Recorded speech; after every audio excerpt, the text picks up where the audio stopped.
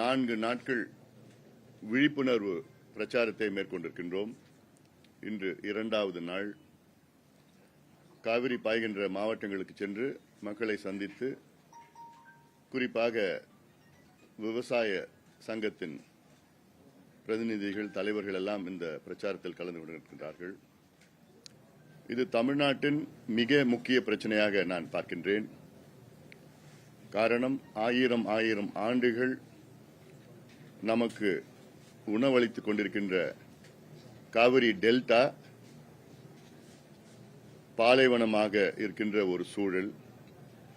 நாம் இந்த மேகதாது அணையை தடுக்கவில்லை என்றால் மிகப்பெரிய பிரச்சனை தமிழ்நாட்டுக்கு வரும். குடிநீர் பிரச்சனை, உணவு பிரச்சனை, வாழ்வாதார பிரச்சனை, பொருளாதார பிரச்சனை, ஒட்டுமொத்த தமிழ்நாடு வீழ்ச்சி அடைகின்ற ஒரு மிகப்பெரிய பிரச்சனையாக நான் பார்க்கின்றேன். ஏன்னா சில பேருக்கு புரிதல் இல்லை. இன்னும் என்ன, கர்நாடகாவில் டேம் தானே, கட்டிட்டு போட்டோம். காவிரி என்பது தமிழ்நாட்டினுடைய உயிர் நாடி. 8 கோடி மக்களில், தமிழ்நாட்டில் வாழ்கின்ற 8 கோடி மக்களில் கிட்டத்தட்ட 5.5 கோடி மக்கள் காவிரியை நம்பியிருக்கின்றார்கள், குடிநீருக்கும் விவசாயத்திற்கும். சென்னையில் இருக்கின்ற மக்கள் காவிரியை நம்பியிருக்கின்றார்கள் வீராணம் மூலமாக. மதுரையில் இருக்கின்ற மக்கள், வைகை ஆறு மதுரை வழியாக செல்கிறது. ஆனாலும் மேலூர் காவிரி உபரிநீர் திட்டம், காவிரி குண்டார் திட்டம், விருதுநகர் மாவட்டம், திண்டுக்கல் போன்ற பல மாவட்டங்கள் காவிரியை நம்பியிருக்கிறது. கர்நாடகாவில் மேகதாது அணை அவர்கள் கட்டினால் கர்நாடகாவில் உள்ள காவிரியின் குறுக்கில் அவர்களுடைய தேக்க நிலை கிட்டத்தட்ட 185 டிஎம்சியாக உயரும். இன்று கர்நாடகாவிலே அணைகள், காவிரியின் குறுக்கில் கட்டப்பட்டிருந்த அணைகள் உடைய கொள்ளளவு 115 டிஎம்சி. கேஆர்எஸ், கபினி, ஹேமாவதி, ஆரங்கி, மொத்தம் சுவர்ணாவதி, ஆர்காவதி, இப்படியெல்லாம் சின்ன சின்ன டேம்ஸ்லாம் இருக்கு. எல்லாம் சேர்ந்து ஒரு 115 டிஎம்சி இருக்கு. மேகதாது அணையினுடைய கொள்ளளவு 70 டிஎம்சி உத்தேச கொள்ளளவு. ஆக 185 டிஎம்சி. தமிழ்நாட்டுடைய மேட்டூர் கொள்ளளவு 93 டிஎம்சி. நமக்கு ஒரு அணை தான் இருக்கு. அப்போ இந்த மேகதாது கட்டினா கர்நாடகாவில் 2 மடங்கு கொள்ளளவு அதிகமாக இருக்கும். 2 மடங்கு கெப்பாசிட்டி இருக்கும். இந்த மேகதாது அணை கட்டினாங்கன்னா அதுதான் காவிரியின் குறுக்கே கர்நாடகாவில் பெரிய அணையா கருதப்படுது. இவ்வளோ காலமா இவ்வளோ ஒப்பந்தங்கள், இவ்வளோ தீர்ப்புகள், இவ்வளோ நடுவர் மன்றம், உச்ச நீதிமன்றம் தீர்ப்பு எல்லாத்தையும் மீறி கர்நாடகா வேண்டும் என்று அமைதியா இருக்கு சொல்லு. கட்சிக்காரன் ஏதாவது இருப்பாங்க, இப்ப அமைதியா சொல்ல, வெளில போக சொல்லு. இவ்வளோ தீர்ப்புகள் வந்தும் கர்நாடகா நாங்க கட்டியே ஆகுவோம் அப்படின்னு ரொம்ப ஒரு பிடிவாதமா இருக்கிறாங்க. இப்போ 2018 1990 நடுவர் மன்றம் அமைக்கப்பட்டது. 91 இடைக்கால தீர்ப்பு 2205 டிஎம்சின்னு. 2007 இறுதி தீர்ப்பு, அதுல 192 டிஎம்சின்னு வழங்கப்பட்டது. அப்புறம் 2013 கெசட் நோட்டிபிகேஷன் வந்தது. அதுக்கு பிறகுதான் பிரச்சனை எல்லாம் வந்துச்சு. அப்புறம் உச்சநீதிமன்றம் போனோம். 2018 உச்சநீதிமன்றம் தெளிவான தீர்ப்பு என்னன்னா, தமிழ்நாட்டுக்கு 177.25 டிஎம்சி, பெங்களூர் குடிநீருக்காக 4.75 டிஎம்சி, பாண்டிச்சேரிக்கு 7 டிஎம்சி என்று பிரிச்சு கொடுத்துட்டாங்க. அப்புறம் ஷெட்யூல் போட்டிருக்காங்க, மாசம் மாசம் எவ்வளவு கர்நாடகா நமக்கு தண்ணி கொடுக்கணும்னு. உச்சநீதிமன்றம் என்ன சொல்லிருக்காங்கன்னா, இதுக்கு பிறகு எந்த ஒரு பிரச்சனையும் இருக்கக்கூடாது, நீங்க எல்லாம் போய் 2033 வாங்கன்னு சொன்னாங்க. ஆக இந்த தீர்ப்பு 2033 வரைக்கும் இருக்கிற தீர்ப்பு. அப்படி இருக்கின்ற பட்சத்தில் நாங்க அணையை கட்டுவோம் சும்மா வேண்டுமே சொல்லிட்டு இருக்கிறாங்க. அப்ப என்ன மதிப்பு? உச்சநீதிமன்றத்துக்கு என்ன மரியாதை? காவிரி நடுவர் மன்றத்துக்கு என்ன மரியாதை? கடந்த கால ஒப்பந்தங்களுக்கு அக்ரிமெண்ட்டுக்கு என்ன மரியாதை? அதுவும் பெங்களூர் குடிநீருக்கு 70 டிஎம்சி தண்ணி உங்களுக்கு எவ்வளவு எதுக்கு தேவை? பெங்களூர் குடிநீருக்கு ஏற்கனவே உங்களுக்கு 4.75 டிஎம்சி உச்சநீதிமன்றம் ஒதுக்கீடு செஞ்சிருக்கிறாங்க.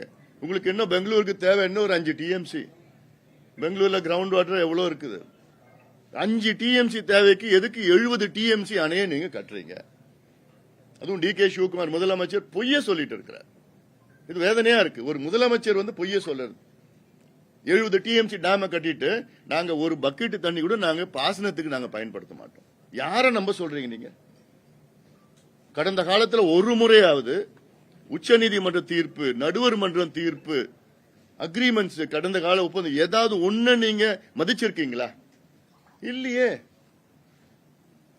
1971, 72, 73ல ஹேமாவதி, ஆரங்கி, கபினின்னு 3 அணையை கட்டினீங்க. தமிழ்நாடு அனுமதி இல்லாம கட்டினீங்க. அப்போ இப்போ மறுபடியும் அதே நிலைப்பாடுதான். இப்ப நான் ஒரு உதாரணம் நான் சொல்றேன். ஏன் கர்நாடகா நம்ப முடியாதுன்னா, 1974ல கர்நாடகாவில் காவிரியின் பாசனம், காவிரி ஆறின் பாசனம் மூலமாக அவர்களுடைய விவசாய நிலம் பரப்பு பாத்தீங்கன்னா 6.7 லட்சம் ஏக்கர் 74ல. இது 90ல இது 74, 90ல வந்து இது வந்து 12 லட்சம் ஏக்கராக உயர்ந்திருக்கிறது. 2006ல இது 18 லட்சம் ஏக்கராக உயர்ந்திருக்கிறது. 2016ல இது வந்து 21 லட்சம் ஏக்கராக உயர்ந்திருக்கிறது. அதே போன்று தமிழ்நாட்டினுடைய நிலை 1974ல தமிழ்நாட்டினுடைய பாசனம், காவிரி மூலமாக பாசனம் 29 லட்சம் ஏக்கர். இன்னைக்கு தமிழ்நாட்டினுடைய நிலை 20 லட்சம் ஏக்கர். 9 லட்சம் தமிழ்நாட்டில் குறைஞ்சிருக்கு. கர்நாடகாவில் கிட்டத்தட்ட 15 லட்சம் அதிகமா இருக்கு இந்த 50 ஆண்டுகள்ல.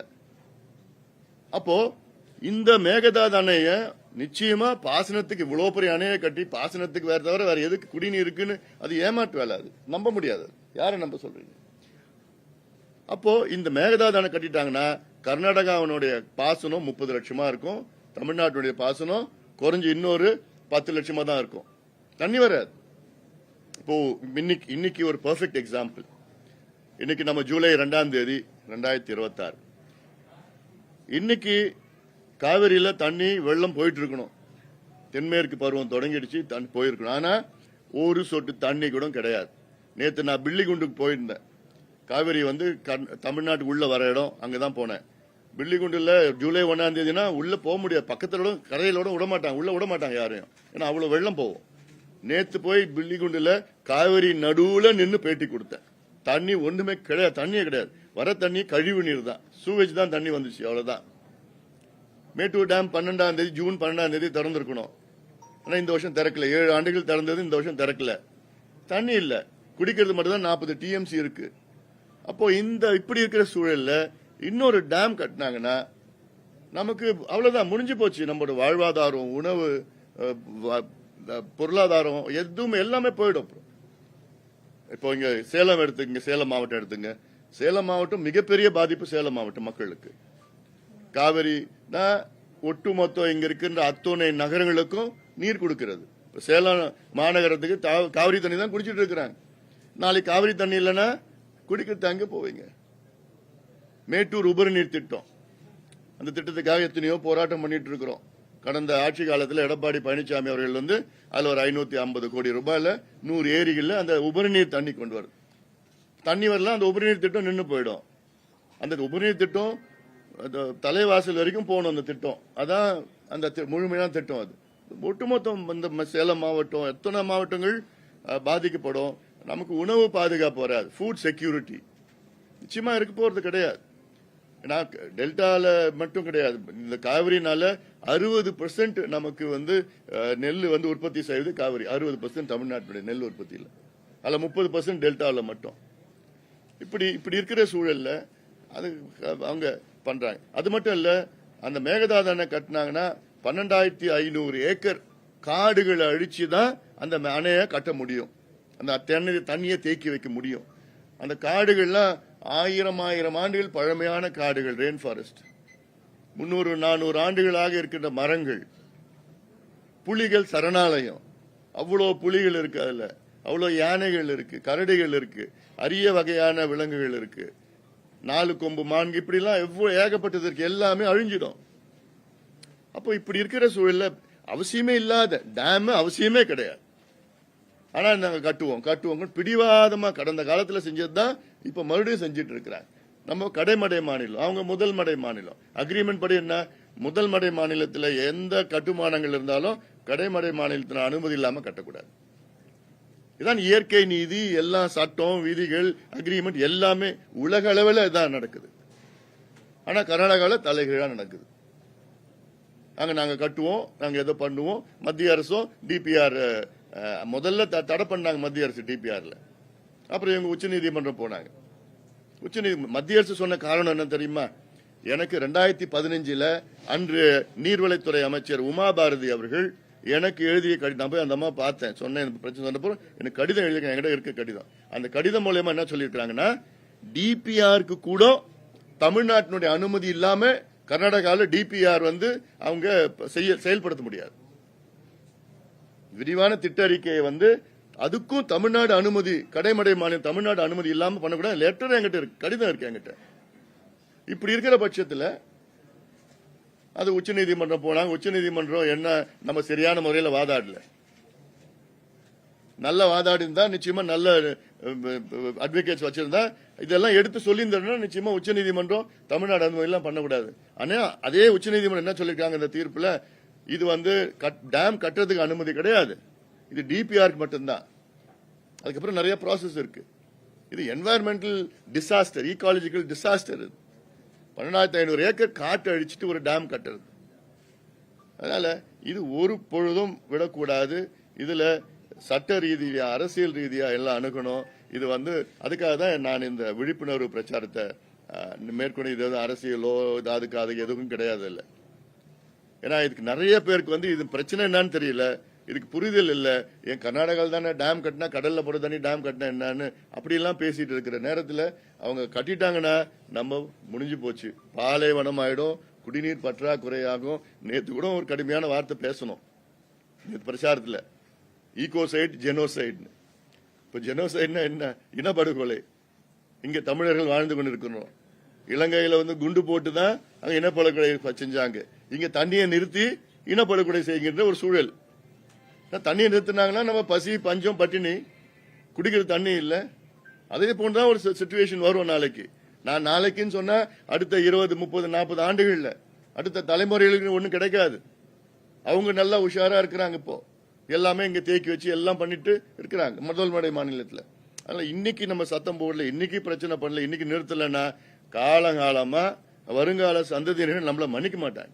இவங்க 71, 72, 73 திமுகவில் அங்க டேம கட்ட விட்டாங்க பாரு, அது மாதிரி நம்மள விட மாட்டாங்க, மன்னிக்க மாட்டாங்க. ஏன்னா அது ஒரு எவ்வளவு பெரிய ஒரு தமிழ்நாட்டுக்கு ஒரு இழப்பு.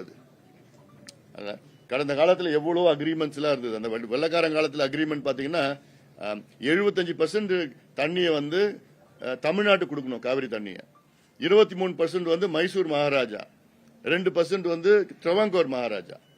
இதுதான் அப்போ இருக்கிற அக்ரிமெண்ட். அதுக்கப்புறம் 24 அக்ரிமெண்ட், 2 டேம் நீங்க இங்க கட்டிங்க, நாங்க கேஆர்எஸ் கட்டிக்கிறோம், இங்க மேட்டூர் கட்டிக்கிறோம். இதெல்லாம் பல அக்ரிமெண்ட், அது உள்ள போக விரும்பல நான்.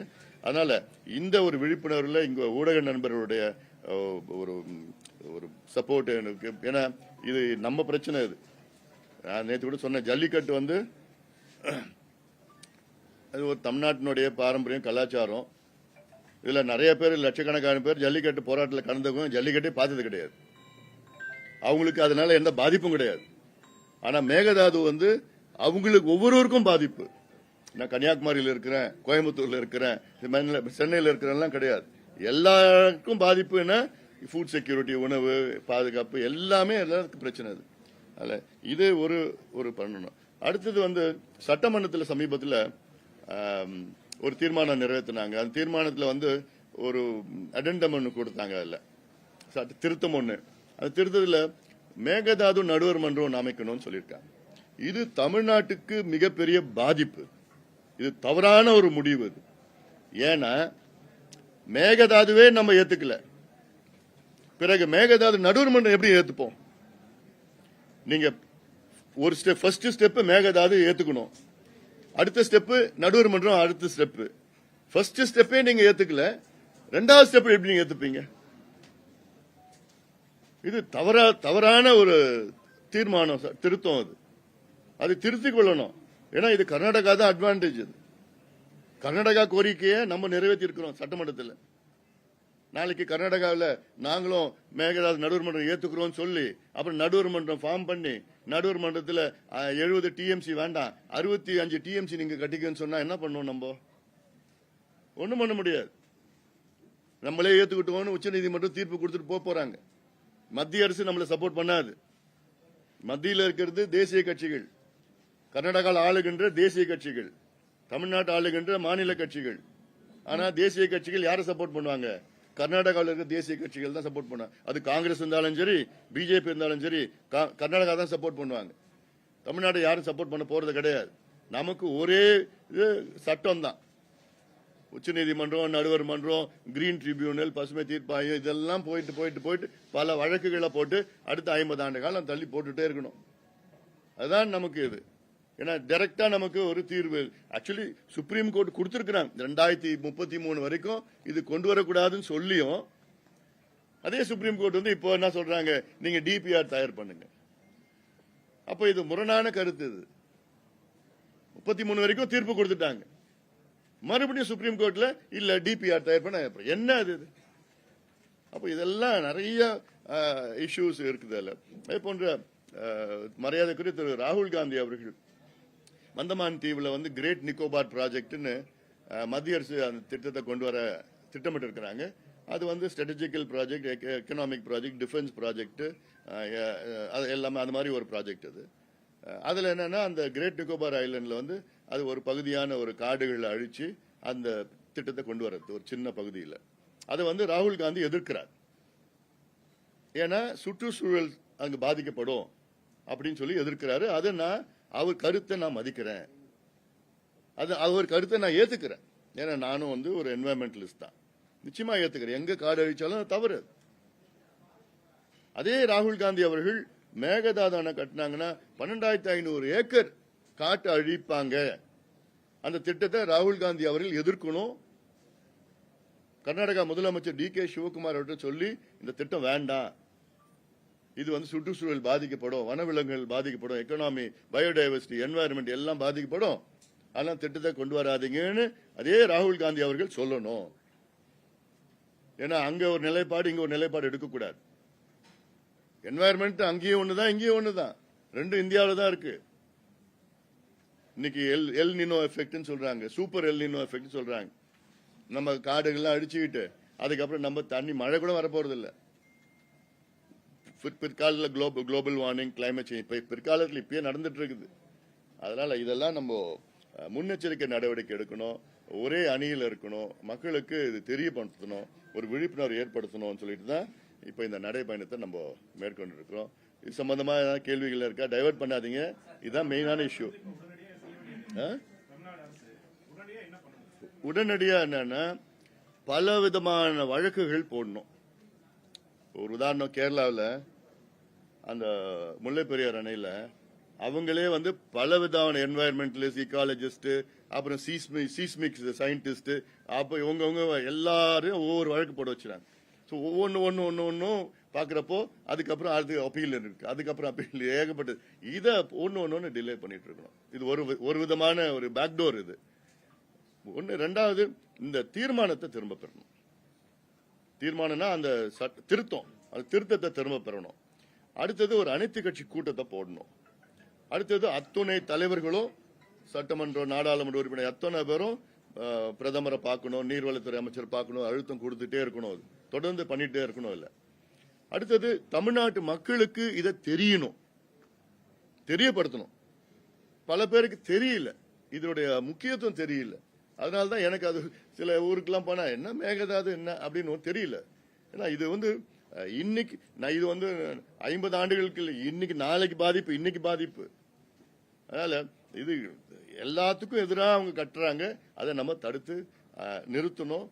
உச்ச நீதிமன்றம், கிரீன் ட்ரிபியூனல் ஒன்னு நம்ம எக்ஸ்பர்ட்ஸ் வச்சு நல்ல ஒரு என்வாயர்மெண்டல் எக்ஸ்பர்ட்ஸ், வாட்டர் எக்ஸ்பர்ட்ஸ், அப்படி எக்ஸ்பர்ட்ஸ் போட்டு அட்வொகேட்ஸை நம்ம நியமனம் பண்ணி தமிழ்நாடு அரசு இது ஒரு ரொம்ப சீரியஸா இதை எடுத்துட்டு போகணும். ஏன்னா நம்ம கேஷுவலா அவங்க தமிழ்நாடு அனுமதி இல்லாம கட்ட முடியாது அப்படிலாம் சொல்லி சில பேர் சொல்றாங்க. ஆனாலும் கடந்த காலத்துல அனுமதி இல்லாம கட்டிட்டாங்க. அவங்க கட்டி முடிச்சதுக்கு அவங்க என்ன சொல்றாங்க, இப்ப தமிழ்நாடு கவர்மெண்ட் என்ன சொல்றது, இல்ல அவங்க தண்ணிக்காக இந்த ப்ராஜெக்ட் கொண்டு வராங்க. தண்ணிக்காக நீங்க 70 டிஎம்சி ப்ராஜெக்ட் எதுக்கு கொண்டு வரீங்க? நாளைக்கு என்ன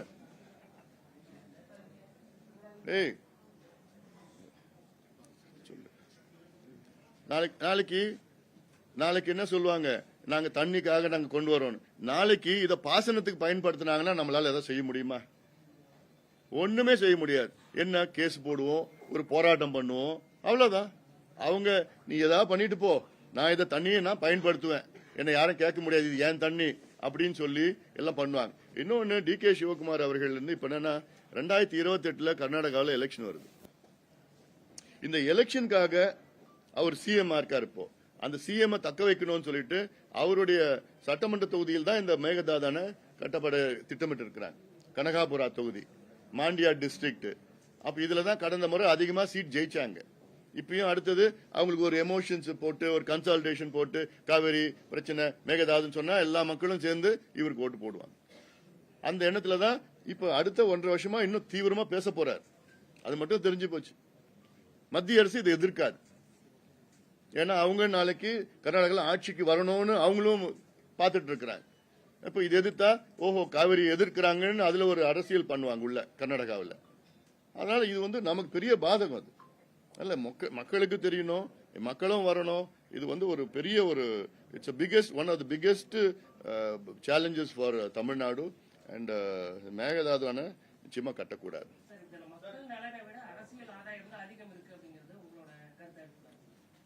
ஏதுங்க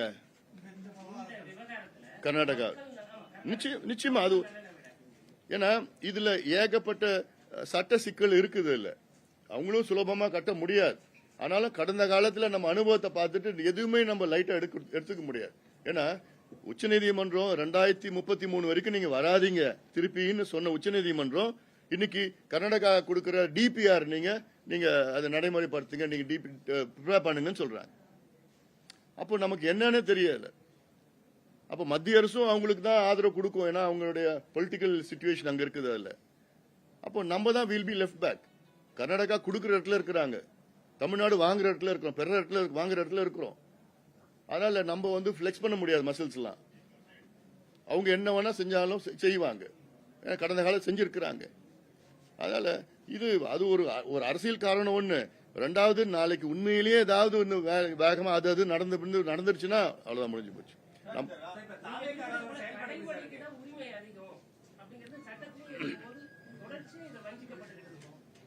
அதுதான் கேட்கணும். இப்போ கடந்த திமுக ஆட்சியில் பாத்தீங்கன்னா 71, 72, 73 3 டேம் கட்டினாங்க. அப்ப கேட்கலையே. சட்டமன்றத்தில் தீர்மானம் ஒண்ணு போட்டாங்க, அவ்வளவுதான். இந்திரா காந்தி அம்மையார் மிரட்டினாங்க, ஆட்சியை கவுத்துருவோம், நீங்க ஆட்சியிட அமைதியா இருந்துட்டு போயிட்டாங்க. கச்சத்தீவு மாதிரியே இப்படிதான் நடந்தது. இதுவும் அதே போன்றதான் நடந்தது இல்லை. அதனால இப்போ நமக்கு அப்ப வேற, இப்ப இருக்க சிச்சுவேஷன் வேற. இதுல எல்லாமே சேர்ந்து அதுக்காக தான் இதனுடைய பிரச்சனை. இந்த பிரச்சனையுடைய முக்கியத்துவம் இது பல பேருக்கு தெரியல. தெரியறதுக்கு தான் இதெல்லாம் நம்ம பண்றோம். இது அரசாங்கம் இது கொஞ்சம் ஸ்ட்ராங்கா இருக்கணும். இது ஏதோ குடிநீர் திட்டம்னு அந்த மனநிலையில போவே கூடாது. குடிநீர் திட்டம்னா நீ 5 டிஎம்சி. இன்னொன்னு குடிநீர் திட்டத்துக்கு அவங்களுக்கு பெங்களூருக்கு தேவை இன்னும் 5 டிஎம்சி. இந்த 5 டிஎம்சி இப்ப இருக்கிற டேம்ல இருந்து எடுத்துட்டு போறது. KRS dam, Kabini, Hemavathi 4 dam இருக்கு, பெரிய டேம். அங்க இருந்து எடுத்துட்டு போலாமே. சென்னைக்கு காவிரி தண்ணி வருது, கிருஷ்ணா தண்ணி வருது. கிருஷ்ணா தண்ணி எவ்வளவு தூரத்துல இருந்து வருது? 300 கிலோமீட்டர் தள்ளி வருது கிருஷ்ணா தண்ணி வருது. அப்போ பெங்களூருக்கு இப்போ KRS டேம் 150 கிலோமீட்டர் தான் இருக்கு. 150 கிலோமீட்டர்ல இருந்து எடுத்து வர முடியாது, தண்ணி எடுத்து வர முடியாதா? இப்ப எடுத்துட்டு வராங்க. இன்னும் கூடுதலா எடுத்துட்டு போறது யாரு தடுத்தா அவங்கள?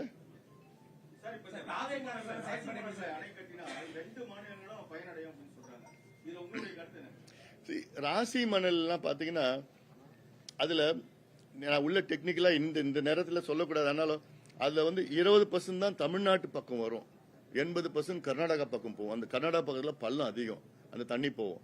இன்னைக்கு இந்த பிரச்சனை எடுத்துக்கிட்டா கர்நாடகாவில் என்ன சொல்லுவாங்க, நீங்க ராசி மணல் கட்டிக்குங்க, நாங்க மேகதாது கட்டிப்போம். அவங்க ஈஸியா சொல்லிட்டு போயிடுவாங்க.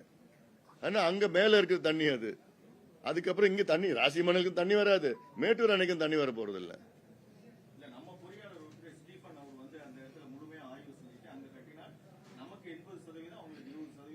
இல்ல அது வேற எக்ஸ்பர்ட்ஸ் எல்லாம் இருக்காங்க. இப்போ ஜனகராஜ் அவங்களாம் நீர் எக்ஸ்பர்ட்ஸ் எல்லாமே அவங்களாம் இந்த ஆனால் இன்னைக்கு நம்ம அதை பற்றி பேச வேண்டாம். ரெண்டு பேருமே கட்டக்கூடாது, அவ்வளோதான் இப்போதைக்கு. ஏன்னா அது அவங்க சுலபமாக நீ கட்டிக்கோன்னு சொல்லிட்டு போயிடுவாங்க, நாங்கள் இது கட்டிக்கிறோம். செயல்பாடு எப்படி சார் இருக்கு இந்த விஷயத்துல? குறிப்பா சாமி கும்பிடுறதுக்காக கர்நாடகா போறாரு முதலமைச்சர். இப்ப இந்த விஷயம் ரொம்ப சீரியஸான விஷயம் சொல்றீங்க, ஆனா அவங்களுக்கு ஆதரவா சட்டமன்றத்தில் தீர்மானம் கொண்டு வந்துட்டாங்க. இது தாவேகா அரசோட செயல்பாடு எப்படி இருக்கு? இல்ல, இந்த சட்டமன்றம் தீர்மானம் பாத்தீங்கன்னா இது வந்து உதயநிதி அவர்கள் தான் கொண்டு வந்தது இந்த திருத்தத்தை. அவர்கிட்ட யார் சொன்னாங்களோ எங்களுக்கு தெரியல. அந்த தீர்மானமே சரியான முறையில் நிறைவேற்றல. அவர் ஒரு திருத்தம் கொண்டு வந்தா, தீர்மானத்தில் திருத்தம் கொண்டு வந்தா அது எல்லாரும் ஓட்டெடுப்பு நடத்தணும், வாக்கெடுப்பு நடத்தணும். அது பண்ணல. ஆனால் தீர்மானமே வந்து சரியான முறையில் வந்து நிறைவேற்றல. அது அல்ல, இவங்களுக்கெல்லாம் யார் சொன்னான்னு எங்களுக்கு தெரியல. இல்ல, சாதாரணமா யாரோட புரிதல், எல்லாருக்கும் புரிதல் இருக்கும். எல்லாருக்கும் என்னன்னா, நீங்க நடுவர் மன்றம் நீ ஒரு மேகதாது ஏத்துக்காதப்போ மேகதாது நடுவர் மன்றம் எப்படி நீங்க ஏத்துப்பீங்க? அது என்ன, அது ஒரு குடிநீர் திட்டமா இருந்தாலும் எந்த திட்டமா இருந்துட்டு போட்டோம். அவங்க சும்மா ஒரு தவறான கருத்து சொல்லிட்டு இருக்கிறாங்க. மேகதாது வந்து 70 TMC குடிநீருக்காக நாம் பயன்படுத்துவோம். எங்க எவ்வளவு நாள் எவ்வளவு பயன்படுத்த முடியும் பெங்களூருக்கு? இல்ல, சாமி எங்க வேணா யார் வேணா எங்க வேணா போலாம். நான் சொல்றது இப்ப அனைத்து கட்சி கூட்டத்தை கூட்டி இது வந்து இன்னும் கொஞ்சம் சீரியஸா எடுத்துட்டு பண்ணணும். இப்ப நம்ம பட்ஜெட் செஷன் வருது இல்ல, அதுக்கு முன்பு வரணும், பண்ணணும். அனைத்து கட்சி கூட்டணிங்க சாதி வரையான கணக்கெடுப்பு. இப்ப இது தொடர்பா இது நீங்களே கூட முன்னெடுத்து உங்க தீர்மானத்தை ஏத்துக்கிட்டு இப்ப இந்த மேகதாது சம்பந்தமா நான் தான் அனைத்து விவசாய சங்க தலைவர்கள் கூட்டம் சென்னையில என் தலைமையில நடந்தது.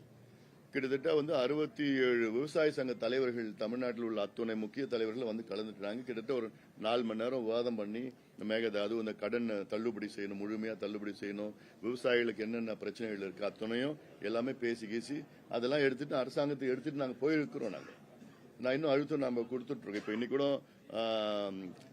இங்க தருமபுரி நாடாளுமன்ற உறுப்பினர் இங்க வந்திருக்கிறாங்க. அதுலயும் விவசாய பட்ஜெட்டுக்கு வந்து தனியா என்னென்ன கருத்து கேட்கிற கூட்டம் நடக்குது. இங்க அமைச்சர் வராருங்க. அதுல நாங்க ஒரு 13 கோரிக்கைகள் விவசாய பட்ஜெட்ல சேர்க்கணும். அந்த கோரிக்கைகள் நாங்க வச்சிருக்கிறோம். அவங்க வந்து அது அங்க பேச போறாங்க இந்த கோரிக்கைகள்லாம். அப்போ இதெல்லாம் இருக்கு, இந்த பிரச்சனை எல்லாம் நாங்க கொண்டு வந்திருக்கிறோம். அமைச்சரவையில இருக்காங்க, ஆனா அங்க இருக்க காங்கிரஸ் கட்சியோட இவங்க இந்த இதை எடுத்து சொல்றதுக்கான வாய்ப்பு இருக்கு. நீங்க அவங்க கிட்ட தான் போய் கேட்கணும். புதுசா தலைவர் வந்திருக்காங்க காங்கிரஸ், தமிழ்நாட்டு காங்கிரஸ், அவர்கிட்ட கேட்கணும், இந்த கேள்வி கேட்கணும். இந்த கேள்வியை விட சொல்லுங்க. மரியாதைக்குரிய திரு ராகுல் காந்தியோடைய கருத்துக்களை நான் ஏற்றுக்கொள்கின்றேன். அவருடைய அந்த சுற்றுச்சூழல் பாதுகாக்க வேண்டும் என்ற கருத்தை நானும் அதை ஏற்றுக்கொள்கின்றேன். ஏன்னா நானும் ஒரு என்வாயர்மெண்டலிஸ்ட் தான். அங்கு கிரேட் நிக்கோபார் ப்ராஜெக்ட் காட்டுற அந்த ஒரு அவசரம் இந்த மேகதாது அணைக்கு காட்டணும். அவரு மாணிக்காகர் வந்து அந்த விஷயத்துல வந்து அரசியல் ரீதியா தானே எங்களை தொட்டா நாங்க அதுக்கு பதிலடி கொடுக்கணும் பாமகவையும் அவர் சொல்லியிருக்காரு. அதை எப்படி பாக்குறீங்க? மக்கள் பிரச்சனைக்காக ராகுல் காந்தி கேள்வி எழுப்புறீங்க, ஆனா அரசியல் ரீதியா அவர் பதில் தெரிவிக்கிறாரு. இது வந்து ஒரு சிரிச்சுக்கிட்டு தான் எடுத்துக்கணும். அது நான் சிரிக்கிறேன்ல, அதான். ஆமா, இதுதான் நாளைக்கு போட்டு காமிப்பீங்க நீங்க எவ்வளவு பேசினதுக்கு அப்புறம்.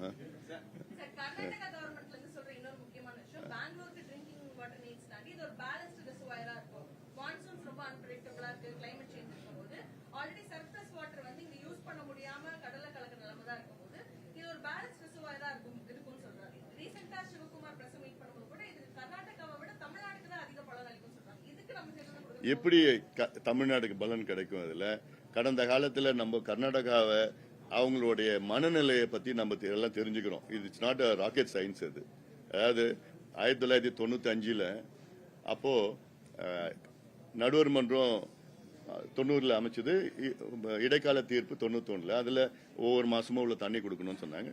அப்போ வந்து பயங்கர சிவியர் ட்ரவுட் தமிழ்நாட்டில். அப்போ தமிழ்நாட்டில் நம்ம கேட்டது வந்து ஒரு 11 TMC தண்ணி கொடுக்கணும்னு கேட்டோம். அவங்க வந்து முடியவே முடியாதுன்னு சொன்னாங்க. அப்புறம் நம்ம உச்சநீதிமன்றம் போனோம். உச்சநீதிமன்றத்தில் ஆர்டர் பண்ணாங்க கர்நாடகாவை, நீங்க 11 TMC தண்ணி தரக்கணும்னு, முடியாதுன்னு சொல்லிட்டாங்க. அதுக்கப்புறம் வந்து உச்சநீதிமன்றம் directed the prime minister, then prime minister mister Narasimha Rao, 2 state மாநில சீஃப் மினிஸ்டர் கூப்பிட்டு வச்சு பேசுங்கன்னு சொல்லி பேசின பிறகு 6 TMC தண்ணி கொடுக்குறாங்க. அப்போ இப்படி இருக்கிற ஒரு ஸ்டேட் கிட்ட நீங்க 70 TMC இப்போ ட்ரிங்கிங் வாட்டருக்கு எதுக்கு உங்களுக்கு 70 TMC? முதல்ல your requirement for Bangalore is how much? 10 TMC, maximum 12 TMC தேவைப்படும். ஏற்கனவே 4.75 TMC வந்து ஏற்கனவே வந்துட்டு இருக்குது. இன்னொரு 5 TMC அதே எடுத்துட்டு போங்க நீங்க. Why do you need a dam? And அந்த டேம்ல வந்து நாளைக்கு இது இரிகேஷன் நாங்க பண்ண மாட்டோம் சொல்றதெல்லாம் வந்து யாரால நம்ப முடியுமா? அண்ட் இன்னொன்னு நான் சொல்ற ஸ்டாட்டிஸ்டிக்ஸ் சொல்லிட்டு இருக்கேன். இப்போ சொல்றேன் 74ல 6.8 lakh acres irrigation பண்ணிருக்காங்க. இன்னைக்கு 21 lakh acres 2016ல. இன்ஃபேக்ட் இப்போ இன்னைக்கு 2016ல 10 years back. இன்னைக்கு மேபி 25 lakh கூட இருக்கலாம். தமிழ்நாடு இன்னைக்கு அப்போ 29 lakhsல இருந்து இன்னைக்கு 20 lakhs வந்துருச்சு. அவங்க டேம் கட்டினாங்கன்னா அதுதான் இரிகேஷன் போச்சு, நமக்கு குறைஞ்சு போயிடும். ஸோ வி ஆர் குறைவுக்கு வந்து கடமடையில வந்து தூர்வார பணிகளையோ அல்லது கடமடைக்கு தமிழக அரசுகள் அதாவது அதிமுக அரசு கொடுத்த முக்கியத்துவம் கடந்த 5 ஆண்டுகளாக திமுக அரசு எந்த விதமான அதுவும் இல்லாம கடல்ல கலக்கிற நீரை தமிழ்நாடு வந்து சேமிக்கிறதுக்கு காவிரியை விட்டு அடுத்தால எந்த ஒரு கடற்படைகளோ முக்கியமான அணைகளோ கடல்ல வீணா கலக்கிறது மேட்டூர் உபரி திட்டம் அது பாமக பரிந்துரை செய்த திட்டத்தை தவிர வேறு எந்த திட்டத்தையும் கொண்டு வரல. அப்படி இருக்கும்போது தொடர்ந்து கடல்ல தண்ணியை விட்டுட்டு கர்நாடகா கூட சொல்றது எந்த விதம் சார் நியாயம்? இப்போ காவிரியில நீங்க ஒரு 20 செக் டேம் கட்டுங்க. இதத்தான் நாங்க 30 வருஷமா கேட்டுட்டு வரோம். செக் டேம் கட்டுங்க. இப்போ நீங்க இந்த மாயனூர் இருக்கு கரூர்ல, அகண்ட காவேரி இந்த எல்லையில இருந்து அந்த எல்லை 2 கிலோமீட்டர் கிட்ட இருக்கும். அங்க ஒரு செக் டேம் கட்டுங்க. It can store literally 2 TMC water. Kollidam எடுத்துக்கங்க, 115 கிலோமீட்டர் கொள்ளிடம். அதுல நீங்க ஒரு 10 தடுப்பணை கட்டுங்க. கொள்ளிடம் எவ்வளோ தண்ணி வேணா கொள்ளும் இடம் ஒவ்வொரு 1.5 கிலோமீட்டர் 1 கிலோமீட்டர் அகல அங்க each check dam can store at least ஒரு 0.75 1 TMC. இன்னும் அந்த பக்கம் எல்லா சில செக் டேம் 1/2 TMC. இது எல்லாமே நீங்க பண்ணுங்க. இது பண்ண மாட்டாங்க, ஏன்னா மணல் எடுக்க முடியாது. ரீசெண்டா சுப்ரீம் கோர்ட் ஆர்டர் என்ன பண்ணிட்டாங்க, அவங்களுக்கு வர தண்ணியில அவங்க என்ன வேணா பண்ணிக்கலாம் சொல்லிட்டாங்க. சார், நீங்க பரிந்துரை பண்ண சேலம் மாவட்டத்துல வறட்சி மாவட்டத்துல 100 ஏரி திட்டத்துல வந்து இப்போ 47 ஏரி தான் திட்டம் போயிட்டு இருக்கு. 57ல போயிட்டு இருக்கு, இன்னும் போல 43 வரல. கடந்த 5 ஆண்டுகளா அந்த திட்டம் முடிஞ்சு போச்சு. அந்த திட்டத்தை திமுக வந்து அது வந்து அப்படிங்கும்போது எப்படி சார் இல்ல அதான் இந்த last 5 years was one of the worst administrations ever for Tamil Nadu. அவ்வளோ மோசமா நிர்வாகம், என்ன செய்யணும்னு தெரியல, கொள்ளடிக்கிறது, காசு சம்பாதிக்கிறது, இதை தவிர வேற எதுவுமே நடக்கல.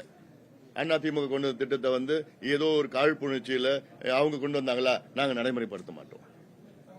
Government is a continuous process அது. ஏன்னா இதெல்லாம் மேட்டூர் உபரிநீர் திட்டம்னா இந்த கிட்டத்தட்ட 11 தொகுதிகளுக்கும் போகணும் அந்த திட்டம். அங்க இருந்து சரபங்கால கனெக்ட் பண்ணணும், சரபங்கால திருமணிமுத்தாறுல கனெக்ட் பண்ணணும், இங்க இருந்து வசிஷ்ட நதிக்கு ஆத்தூர்ல கனெக்ட் பண்ணணும். இது கனெக்ட் பண்ணி இருக்கிற ஏரியில நிரப்பணும், அவ்வளவுதான். கனெக்ட் பண்ணணும்னா கனெக்ட் பண்ணி இந்த பாசனம் இருக்கும், பிளஸ் ஏரியில. ஸோ இதுல கிரவுண்ட் வாட்டர் தமிழ்நாட்டு சேலத்துல ஆத்தூர் பக்கம் போனீங்கன்னா 1800 அடி. அப்போ காவிரி பாய்கின்ற மாவட்டத்துல 1800 அடி. அப்பனா இது வந்து ஏத்துக்க முடியாது. தண்ணி எவ்வளவு போகுது கடல்ல. இப்போ 2023ல நியர்லி 600 TMC கடல்ல போயிருக்கு, மேபி 550 TMC போயிருக்கு 2023ல. இருக்குது இவங்களும் வந்து அதை தூர்வாரி அதை தடுப்பணை கட்டி இப்போ இரிகேஷன் காவிரி குண்டார் ஸ்கீம்னு ஒன்று இருக்கு.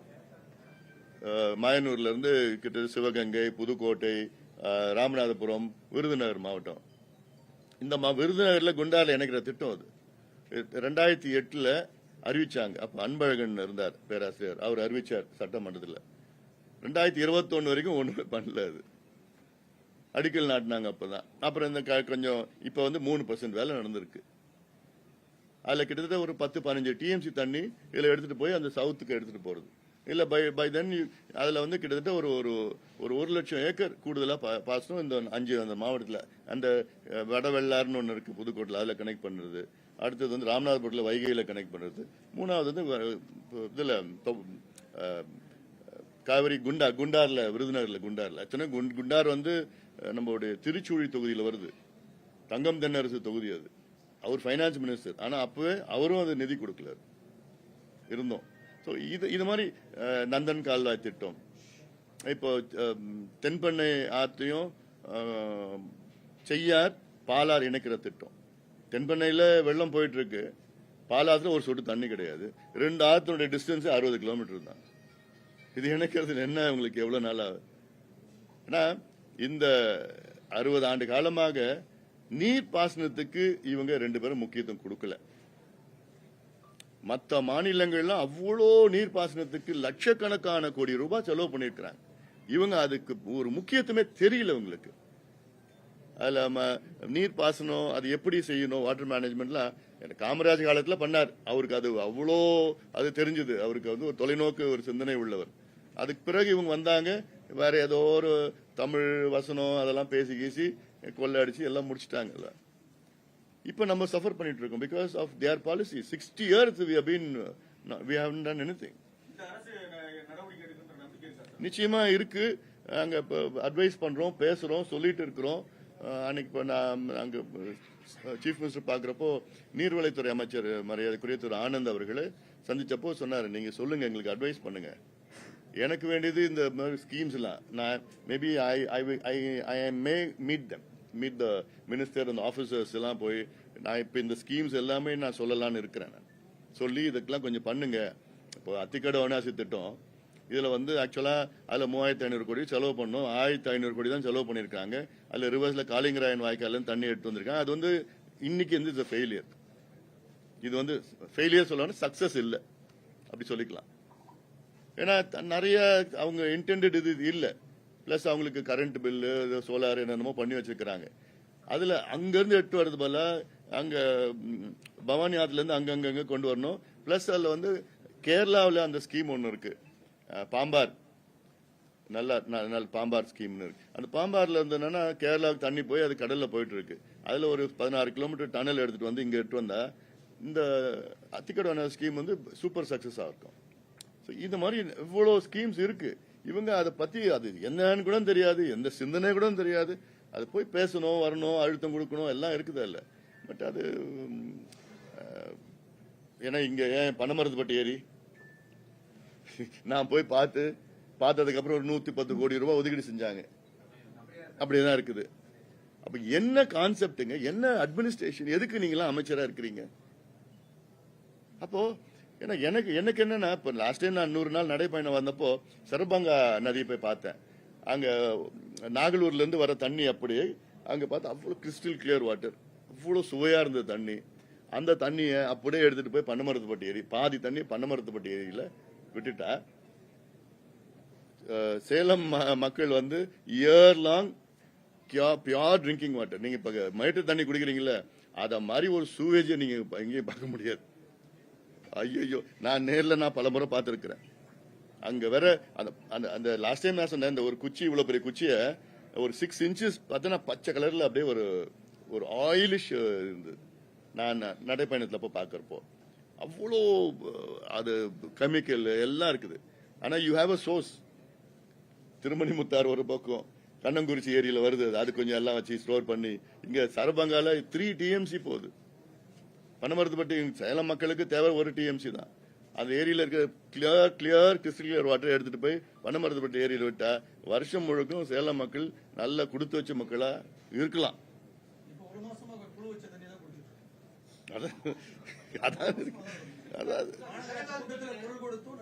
என்ன இல்ல.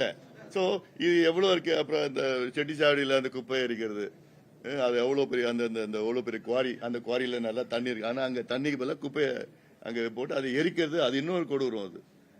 அப்போ பெரிய ஸ்கீம். இப்ப இங்க இருந்து வந்து சாய கழிவுன்னு ஒரு திட்டம் இருக்கிறாங்க. அது நாங்க நிச்சயமா அப்போஸ் பண்ணுவோம். நாங்க அவங்க சில பேர் சொல்றாங்க பொருளாதாரம் முன்னேற்றம், நீங்க எல்லாம் கொண்டு வாங்க, இந்த டையிங் மட்டும் நீங்க கொண்டு வராதீங்க. ஏன்னா கடந்த கால அனுபவத்தில் நான் பார்த்துட்டேன், இது என்டையர் கிரவுண்ட் வாட்டர் வந்து நாசப்படுத்திட்டு இருக்கு. அதான் இவங்க அது பிரஷர் பண்ணிட்டு இருக்கிறாங்க, எல்லாம் இருக்குது. நீங்க எப்படின்னா நீங்க டெக்ஸ்டைல் பார்க் கொண்டு வாங்க எல்லாம், பட் வித்வுட் டையிங் அது பண்ணணும். அதுக்கப்புறம் இந்த சேலம் ஸ்டீல் பிளான்ட் பிரச்சனை, வேற என்ன